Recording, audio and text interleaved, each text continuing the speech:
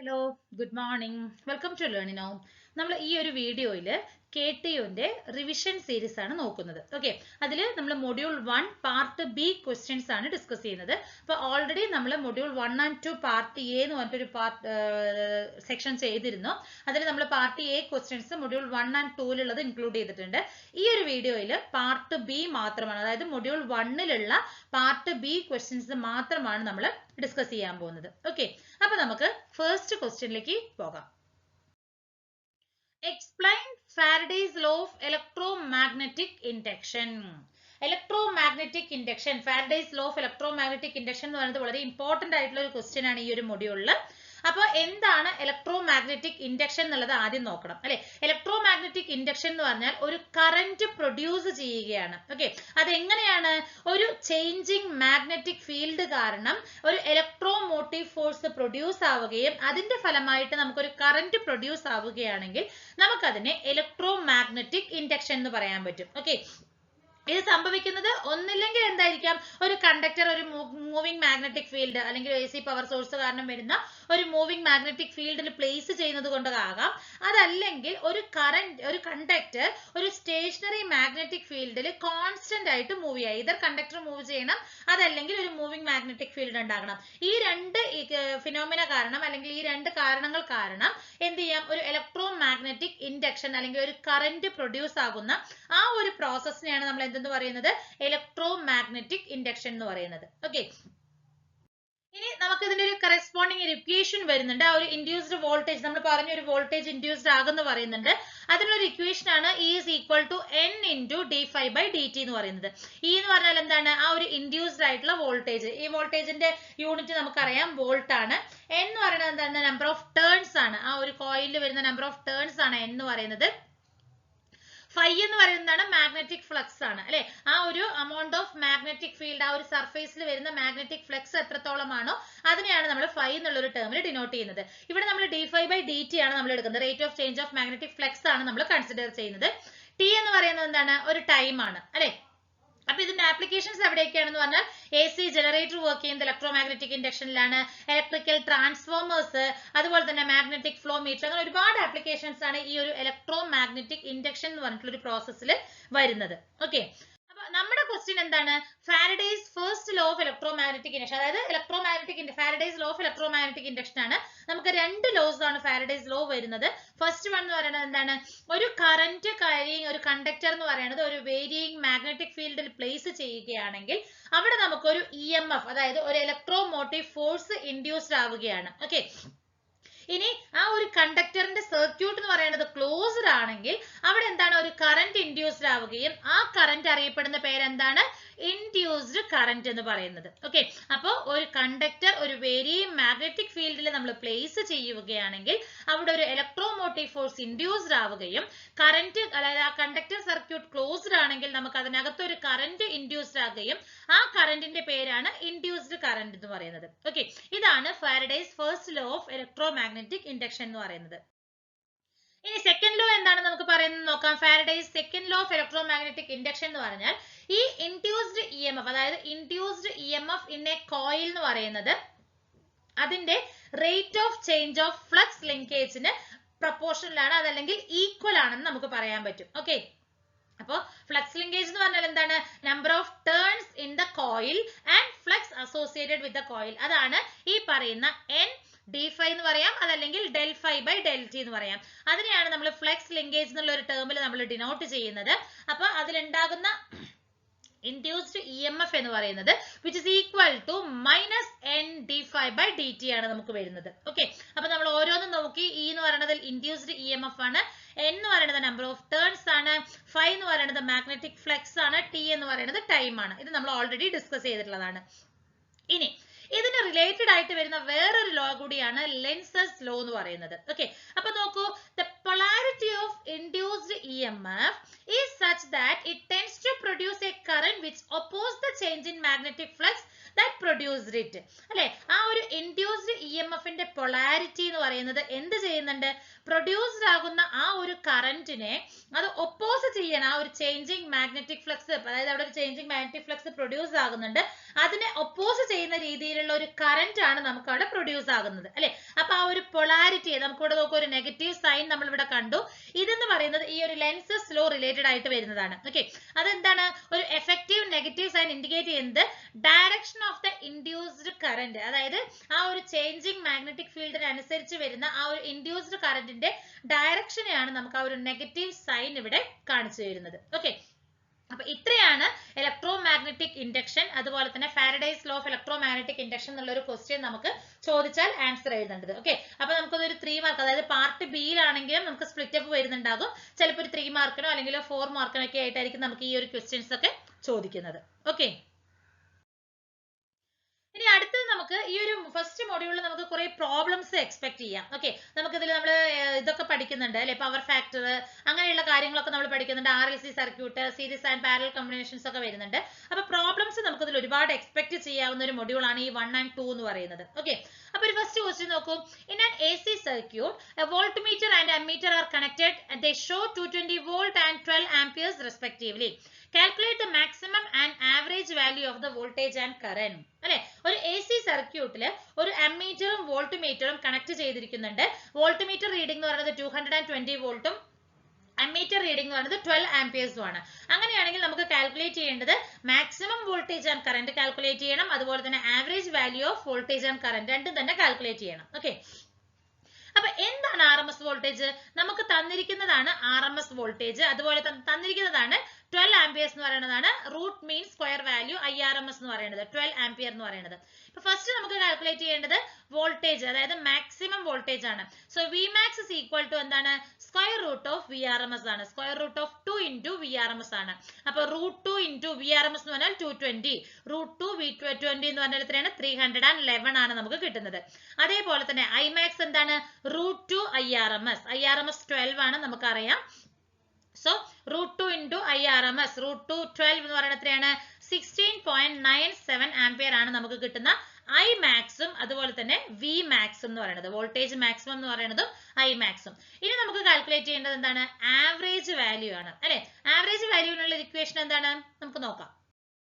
Average value is equal to voltage average is equal to 2 by pi Vmax അല്ലെ. Vmax ആണ് നമ്മൾ previous സ്ലൈഡിൽ calculate ചെയ്തത് 2 by pi Vmax. അതുപോലെ തന്നെ I ആവറേജ് എന്ന് പറഞ്ഞാൽ എന്താണ്?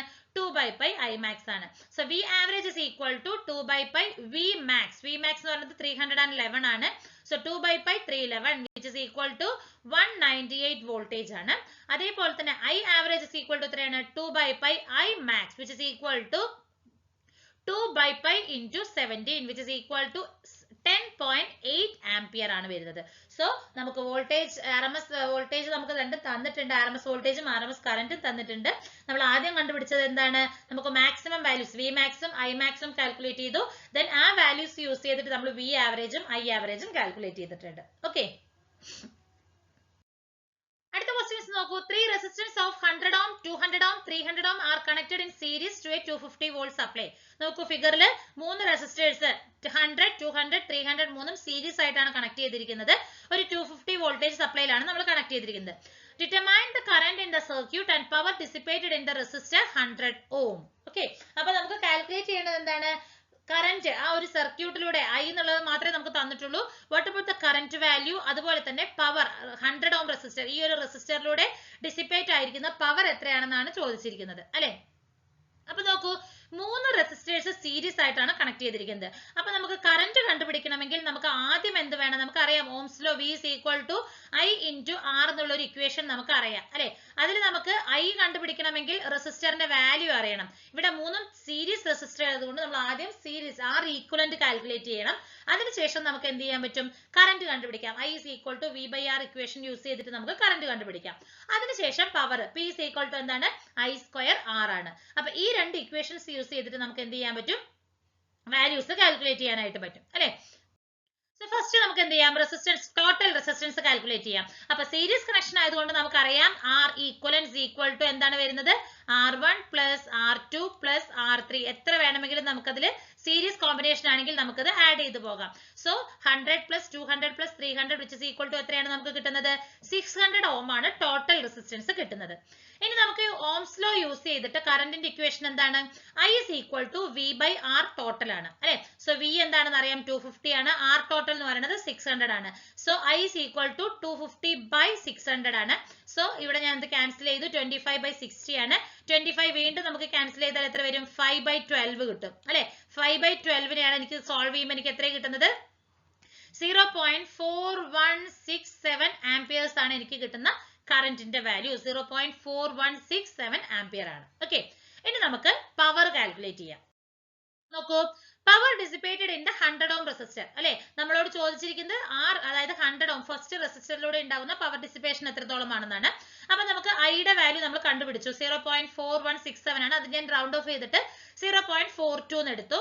I സ്ക്വയർ R ആണല്ലോ, സോ സ്ക്വയർ ഇൻറ്റു 100 ആണ്. അപ്പൊ 4.42 square into 100 which is equal to 17.64 watt ആണ് നമുക്ക് പവർ വരുന്നത്. അപ്പൊ ഞാൻ അതേപോലെ തന്നെ 200 ഓം ബാക്കി റിമൈനിങ് വരുന്ന രണ്ട് റെസിസ്റ്റേഴ്സിന്റെയും കൂടി കാൽക്കുലേറ്റ് ചെയ്തിട്ടുണ്ട്.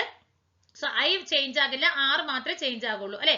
0.42 സ്ക്വയർ ഇൻറ്റു 200 വരും, സോ 35.28 വരുന്നുണ്ട്. Similarly 0.42 square into 300 which is equal to 52.92. ഇങ്ങനെയാണ് നമുക്ക് ഈ ഒരു സർക്യൂട്ടിലൂടെ ഉണ്ടാകുന്ന പവർ ഡിസിപ്പേഷൻ, അല്ല ഒരു റെസിസ്റ്ററിലൂടെ ഉണ്ടാകുന്ന പവർ ഡിസിപ്പേഷനും കറന്റ് വാല്യൂ എല്ലാം കാൽക്കുലേറ്റ് ചെയ്യാൻ പറ്റുന്നത്. ഓക്കെ,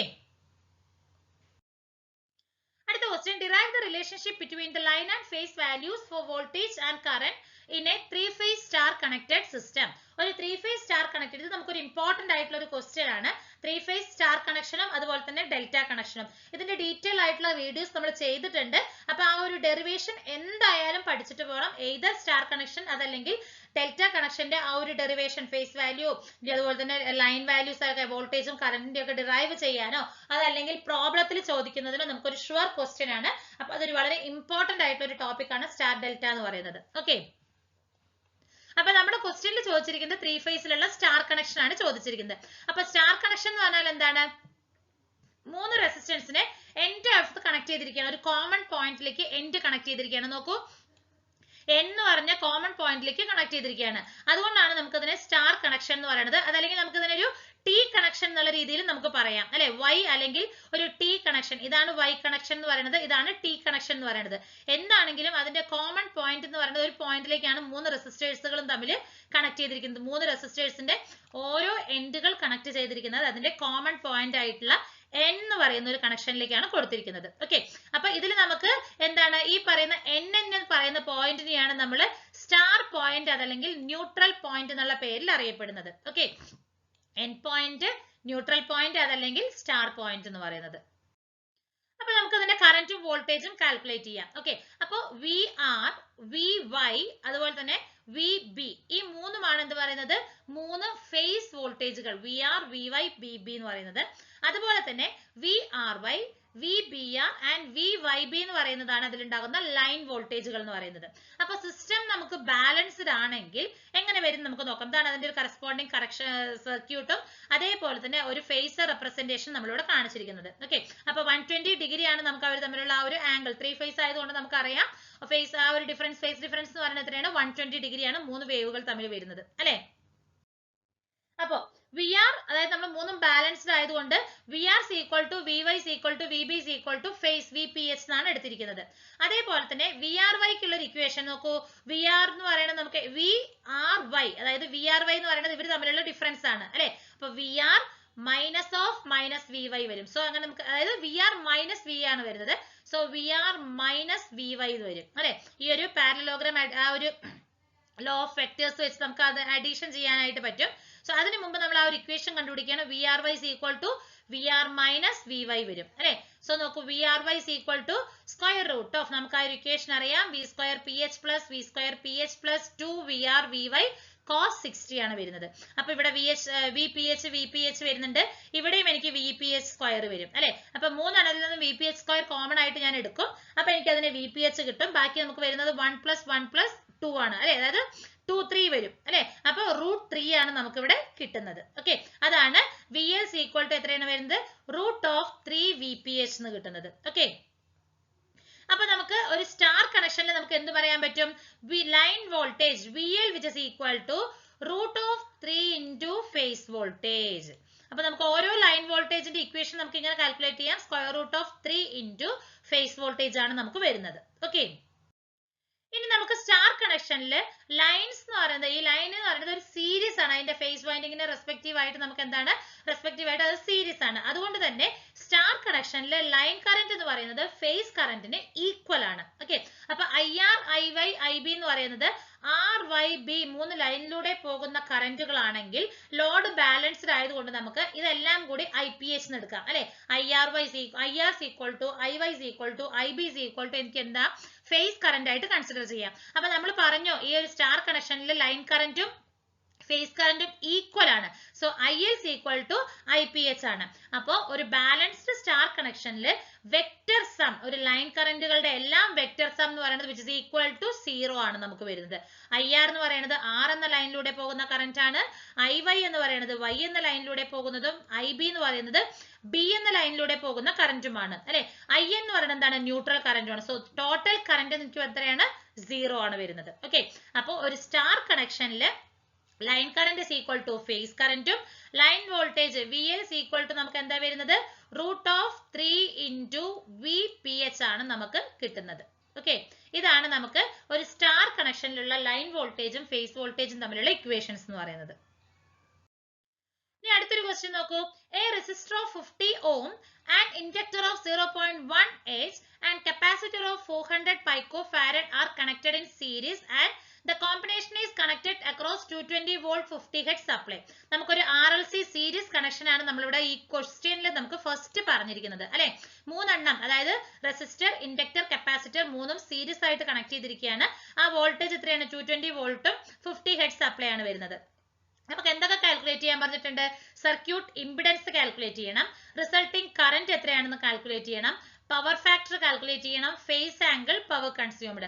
ഇതൊക്കെ നമുക്ക് വേണമെങ്കിൽ ഒരു 8 മാർക്കിനൊക്കെ ചോദിക്കാവുന്ന ക്വസ്റ്റ്യൻസ് ആണ്. കാരണം കുറെ ടേംസുകൾ നമുക്ക് കാൽക്കുലേറ്റ് ചെയ്യാനുണ്ട് അല്ലെ. പക്ഷെ ഈസി പ്രോബ്ലം ആണ്, നമുക്ക് എല്ലാം ഡയറക്റ്റ് ആയിട്ട് തന്നിട്ടുണ്ട്, അതിൽ നിന്ന് നമുക്ക് കാൽക്കുലേറ്റ് ചെയ്യാം. അപ്പൊ റെസിസ്റ്റർ നമുക്കറിയാം 50 ആണ്, 50 ഓം ആണ്, ഇൻഡക്ടർ 0.1 ഹെൻറി, കപ്പാസിറ്റൻസ് എന്ന് പറയുന്നത് 40 പൈക്കോഫാരഡ്, വോൾട്ടേജും ഫ്രീക്വൻസിയും നമുക്കറിയാം. അപ്പൊ ഫസ്റ്റ് നമുക്ക് കാൽക്കുലേറ്റ് ചെയ്യേണ്ടത് സർക്യൂട്ട് ഇംപിഡൻസ് ആണ് അല്ലെ. ഇംപിഡൻസ് എന്ന് പറഞ്ഞാൽ അറിയാം, നമുക്ക് ഡിനോട്ട് ചെയ്യുന്ന ലെറ്റർ എന്താണ്, ക്യാപിറ്റൽ Z ആണ്. അപ്പൊ നോക്കൂ, ആദ്യം നമുക്ക് റിയാക്ടൻസ് കാൽക്കുലേറ്റ് ചെയ്യാം. കപ്പാസിറ്റീവ് റിയാക്ടൻസും ഇൻഡക്റ്റീവ് റിയാക്ടൻസും കാൽക്കുലേറ്റ് ചെയ്താലാണ് നമുക്ക് എന്ത് ചെയ്യാൻ പറ്റുള്ളൂ, Z ഇംപിഡൻസ് കാൽക്കുലേറ്റ് ചെയ്യാനായിട്ട് സാധിക്കുള്ളൂ. സോ ഒമേഗ, ആംഗുലർ ഫ്രീക്വൻസിക്കുള്ള ഒരു ഇക്വേഷൻ അറിയാം. Omega is equal to 2πf ആണ്. അപ്പൊ 2π into f is equal to 314.16. ഇത് ആദ്യം തന്നെ കണ്ടുപിടിക്കണമെന്ന് ആവശ്യമില്ല. നമുക്ക് എക്സൽ എന്നുള്ള ഒരു ഇക്വേഷനിൽ ഒമേഗ പൈ ഇതുണ്ടല്ലോ, അവിടെ സബ്സ്റ്റിറ്റ്യൂട്ട് ചെയ്തിട്ട് വേണമെങ്കിലും ചെയ്യാം, കുഴപ്പമില്ല. നമ്മുടെ ആ ഒരു കൺവീനിയന്റിനനുസരിച്ച് ചെയ്താൽ മതി. അപ്പോൾ ഇൻഡക്റ്റീവ് റിയാക്ടൻസിന്റെ ഇക്വേഷൻ എന്താണ്, XL is equal to omega L ആണ്. ഒമേഗ നമ്മൾ കണ്ടുപിടിച്ചു, 2πf into L എന്ന് പറയുന്നത് 0.1 ആണ്. സോ 31.42 ഓം ആണ് എക്സൽ കിട്ടുന്നത്. അടുത്തത് XC എന്താണ്, 1/ωc അല്ലെങ്കിൽ 1/2πfc ആണ്. ആ വാല്യൂസ് ഞാൻ സബ്സ്റ്റിറ്റ്യൂട്ട് ചെയ്തു. SC യുടെ വാല്യൂ എത്രയാണ്, 40 പൈക്ക് ആണ്. അത് ഞാൻ സബ്സ്റ്റിറ്റ്യൂട്ട് ചെയ്യുമ്പോൾ എനിക്ക് എത്ര കിട്ടുന്നത്, 79,577.29 ഓം ആണ് നമുക്ക് കപ്പാസിറ്റീവ് റിയാക്ടൻസ് കിട്ടുന്നത്. ഇനി നെറ്റ് റിയാക്ടൻസ് എന്ന് പറഞ്ഞാൽ ഇവർ തമ്മിലുള്ള ഡിഫറൻസ് ആണ്, അതാണ് X എന്ന് പറഞ്ഞ് ഡിനോട്ട് ചെയ്യുന്നത്. X is equal to XL minus XC ആണ്. അപ്പൊ എനിക്ക് എത്ര കിട്ടി, -79,545.87 ഓം ആണ് നമുക്ക് കിട്ടുന്ന നെറ്റ് റിയാക്ടൻസ് എന്ന് പറയുന്നത്. ഓക്കെ, ഇനി നമുക്ക് ഇംപിഡൻസിന്റെ ഇക്വേഷൻ നോക്കാം. Z is equal to √R² plus X², അതായത് XL minus X² ആണ് അല്ലെ. നമുക്ക് ആ ഇക്വേഷൻ ഇങ്ങനെ എഴുതാം, Z is equal to R² into, നമ്മൾ ഈ ഒരു ഇക്വേഷൻ ആയിരിക്കും നമ്മൾ പ്രോബ്ലംസിലൊക്കെ ചെയ്തിരിക്കുന്നത്. എങ്ങനെ വേണമെങ്കിലും ചെയ്യാം, XL into XC whole square. ഈ ഒരു രീതിയിൽ നമുക്ക് ആ ഒരു പ്രോബ്ലം സോൾവ് ചെയ്യാവുന്നതാണ്. ഞാൻ ഈ ഒരു ടേം ആദ്യം തന്നെ ഫസ്റ്റ് കണ്ടുപിടിച്ചതാണ്, അതാണ് X എന്നുള്ള ടേമിൽ കൊടുത്തിരിക്കുന്നത്. അപ്പൊ ഇവിടെ ഒരു മൈനസ് വരുന്നുണ്ട്. ഓക്കെ, അപ്പൊ Z is equal to R² plus X² ആണ്. അത് ഞാൻ സബ്സ്റ്റിറ്റ്യൂട്ട് ചെയ്തു. R എന്ന് പറയുന്നത് 50 ആണ്, plus -79,545.87 whole square is equal to, ഇത് ഞാൻ സോൾവ് ചെയ്യുമ്പോൾ എനിക്ക് കിട്ടുന്നത് 79,545.88 ആണ് എനിക്ക് കിട്ടുന്നത്. ഓക്കെ, ഇത്രയുമാണ് ഇംപിഡൻസ് നമുക്ക് കിട്ടുന്നത്. ഫസ്റ്റ് ക്വസ്റ്റ്യൻ നമ്മൾ സർക്യൂട്ട് ഇംപിഡൻസ് കാൽക്കുലേറ്റ് ചെയ്തു. ഇനി കറന്റ് കാൽക്കുലേറ്റ് ചെയ്യണം അല്ലെ. ഇംപിഡൻസ് യൂസ് ചെയ്തിട്ട് നമുക്ക് എങ്ങനെ കറന്റ് കാൽക്കുലേറ്റ് ചെയ്യാം, I is equal to V by Z ആണ്. V എത്രയാണ്? 220 ആണ്. Z നമ്മൾ പ്രീവിയസ് സ്ലൈഡിൽ പ്രീവിയസ് ക്വസ്റ്റ്യനിൽ കാൽക്കുലേറ്റ് ചെയ്തു. അത് സബ്സ്റ്റിറ്റ്യൂട്ട് ചെയ്യുമ്പോൾ എനിക്ക് എത്രയാണ് വരുന്നത്? 2.77 മില്ലി ആംപിയർ കറന്റ് ആണ് എനിക്ക് സർക്യൂട്ടിലൂടെ ഫ്ലോ ആവുന്നത്.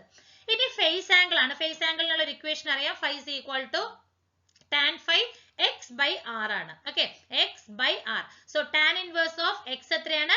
-79, അതായത് തൊട്ട് പ്രീവിയസ് -7954.87 by 50. സോ അതെനിക്ക് എത്രയാണ് കിട്ടുന്നത്? -89.96 ഡിഗ്രി ആണ്. ഓക്കെ, 89.96 ഡിഗ്രി ആണ് നമുക്ക് കിട്ടുന്ന ഫൈയുടെ വാല്യൂ എന്ന് പറയുന്നത്. ഓക്കെ, അപ്പൊ ഫേസ് ആംഗിളും കാൽക്കുലേറ്റ് ചെയ്തു. ഇനി നമുക്ക് കാൽക്കുലേറ്റ് ചെയ്യുന്നത് എന്താണ്? പവർ ഫാക്ടർ ആണ്. Power factor PF is equal to എന്താണ്? cos phi ആണ്. phi നമ്മൾ കണ്ടുപിടിച്ചു, -89.96 കിട്ടി. So cos phi is equal to 0.0007 ആണ്. അപ്പൊ പോസിറ്റീവ് വാല്യൂ ആയതുകൊണ്ട് തന്നെ നമുക്ക് എന്താണ്? It is A leading power factor ആണ്. ഓക്കെ, ഇനി നമുക്ക് കാൽക്കുലേറ്റ് ചെയ്യാനുള്ളത് എന്താണ്? പവർ ഫാക്ടർ ആണ് ചോദിച്ചിരിക്കുന്നത്. P is equal to VI cos phi ആണ്. V എന്താണെന്ന് അറിയാം, ഐയുടെ വാല്യൂ നമുക്കറിയാം, മില്ലി ആണ്. 2.77 മില്ലി ആംപിയർ ആണ്. ഇൻറ്റു പവർ ഫാക്ടർ സബ്സ്റ്റിറ്റ്യൂട്ട് ചെയ്യുമ്പോൾ എനിക്ക് എത്രയാണ് കിട്ടുന്നത്? 0.43 മില്ലി വാട്ട് ആണ് നമുക്ക് കിട്ടുന്ന ടോട്ടൽ പവർ. ആ ഒരു RLC സർക്യൂട്ട് കൺസ്യൂം ചെയ്യുന്ന ടോട്ടൽ പവർ നമുക്ക് കിട്ടുന്നത്. ഓക്കെ, അടുത്ത ക്വസ്റ്റ്യൻ ആണ്. A 3-phase star connected load consist of 3 identical inductive coils of resistance 50 ohm, inductance 0.3 Henry. The supply voltage is 415 voltage and 50 hertz. Calculate the phase current, line voltage, power factor and the total power consumed. അപ്പോൾ ഞാൻ പറഞ്ഞു ആ ഒരു സ്റ്റാറിന്റെ derivation നോക്കുമ്പോൾ തന്നെ നമ്മൾ പറഞ്ഞു നമുക്ക് പ്രോബ്ലംസ് ആയിട്ടും ഈ ഒരു ക്വസ്റ്റ്യൻ ചോദിക്കാവുന്നതാണെന്ന് അല്ലേ. അപ്പോൾ നമുക്ക് റെസിസ്റ്റൻസ് R തന്നിട്ടുണ്ട്, L തന്നിട്ടുണ്ട്, VL ലൈൻ വോൾട്ടേജും തന്നിട്ടുണ്ട്, ഫ്രീക്വൻസിയും തന്നിട്ടുണ്ട്. അപ്പോൾ നമുക്ക് സ്റ്റാർ കണക്ഷനിൽ നമുക്കറിയാം line current which is equal to phase current ആണ് അല്ലേ. IL is equal to IPH ആണ്.